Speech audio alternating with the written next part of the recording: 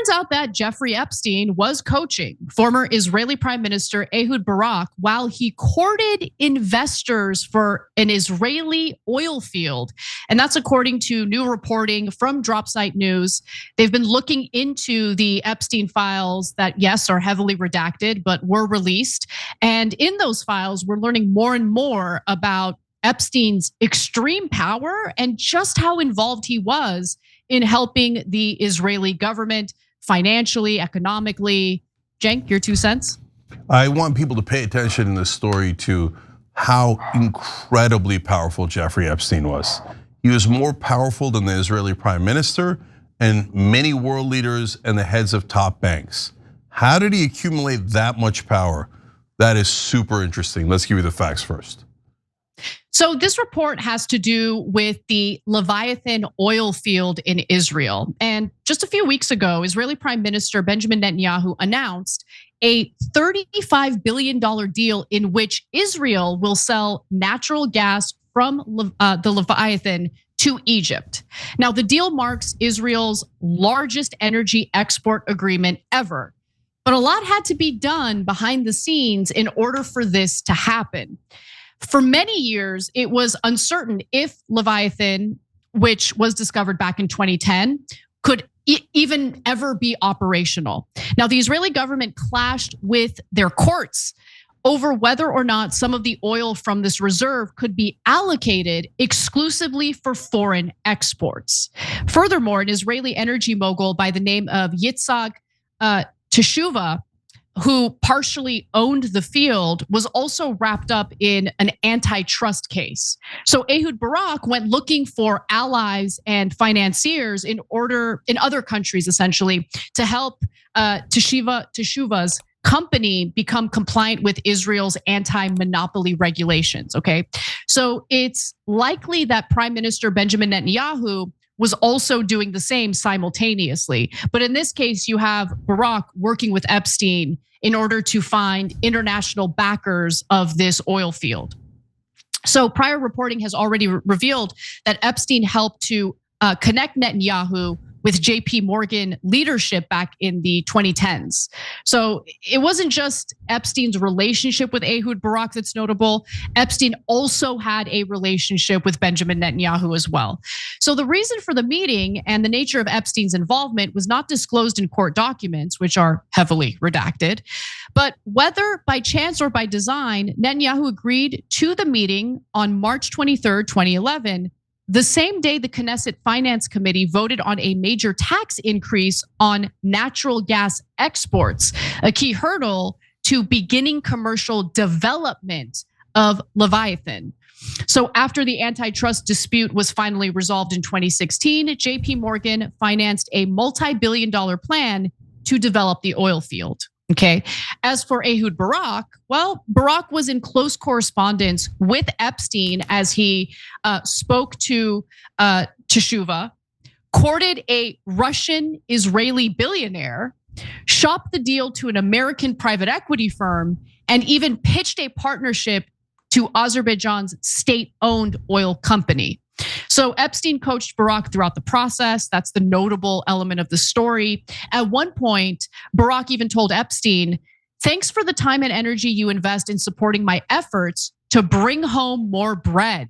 These exchanges are highly valuable for me." At one point, Epstein even chided Ehud Barak for bringing on a partner that he disapproved of, writing, and by the way, we didn't edit any of the way that he wrote this. He was just atrocious when it came to spelling, grammar, punctuation. You get the picture, but here's what he wrote. "This is total 100% BS. I told you on the phone before sending or asking anyone about it, you should do your own homework. You cannot be seen to be selling garbage, frauds, bad things, or trouble. This is a total waste of your time." And Barak complied immediately and shut down all communications with this potential partner. Eventually, though, Netanyahu was able to get the oil field up and running by utilizing an obscure piece of Israel's antitrust law. And Netanyahu and Ehud Barak, as we all know, are political rivals. they are still feuding today. But nonetheless, when it came to this oil field, they certainly had the same goals in mind.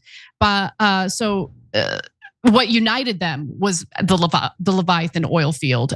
So they wanted to make sure that it's operational, and it is now. And Epstein had a lot to do with that. Yeah. So there's two things here. One is the power of Epstein.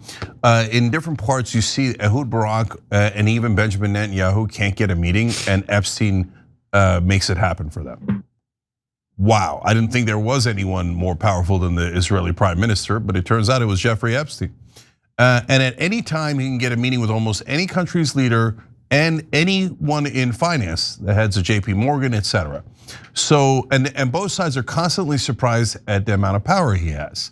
So Ehud Barak is constantly like pleading with him, and then Epstein gets him something, and he's like, "Oh, thank you so much." And so, for example, when he said, "Thank you for helping me bring this home," referring to Israel, Epstein agrees, and it says, "Oh, I'm happy to do it," etc. So they both consider Israel to be home, while Epstein is pretending to be an American. Okay, so. And then as Anna read you, he chides Barak every once in a while, the former prime minister of Israel. That's not how you do it, this is how you do it. And Barak's like, okay, thank you, sir, of course, sir, right? Amazing. Then on the JP Morgan side, there's a memo where they say, oh, outwardly, you should know this, they're all pretending like, oh, this is all normal, no big deal. Of course, meetings like this are set up by anyone. It could be Bob down the street, and he happened to bring the head of JP Morgan together with the prime minister of Israel, etc. No, the JP Morgan Chase emails say, I can't believe we got a meeting with Netanyahu by just asking Epstein. They say to Epstein, and they say, thank you so much. And he's like, basically, you're welcome. Okay, so who is this guy? Because here's what he's not. A rando that was just a pervert and doing things on his own with those massages, and it didn't have anything to do with international politics or power players or intelligence agencies or governments. That's an absurd, totally made up thing. I mean, if you believe that, that's a wild, ludicrous conspiracy theory that Epstein acted on his own when he has all of these connections to all these leaders. And in every one of the deals, by the way, there's deals with Senegal, with Kazakhstan, with Russia, and trying to get cyber weapons for Israel. He's in the middle of the Iran-Contra affair. He's the Forrest Gump of intelligence agencies. He's in almost every deal. It's amazing. And as they're doing all of that, they say, oh, no, he's not connected to any government. Come on. Yeah, it's totally absurd. And if you want more, DropSite has been following this story closely, reporting on details of Epstein's relationships with various governments, particularly with Israel's government. They had an incredible piece about how Epstein was even involved in the funding of the Contras during the Reagan administration. Just absolutely mind-blowing. So yeah. He was more than just a disgusting pervert and pedophile, apparently. He was wheeling and dealing with various foreign countries, including the government of Israel. All right, go ahead, Cenk. Yeah, one last quick thing. Part of the reason why when Trump said to the president of Israel, you should pardon Netanyahu, and then the president just said the other day, no, I'm not gonna do that, is because Netanyahu is also ripping off the average Israeli citizen. You see in the emails, they're concerned that the Israeli citizens are gonna be charged too much by this monopoly. And Netanyahu was like, who cares? Call it national security, because he's arranging the deal. And then his son, Yair, runs into the son of the guy who owns the oil fields at a strip club, gets secretly taped, and brags about his dad's corruption.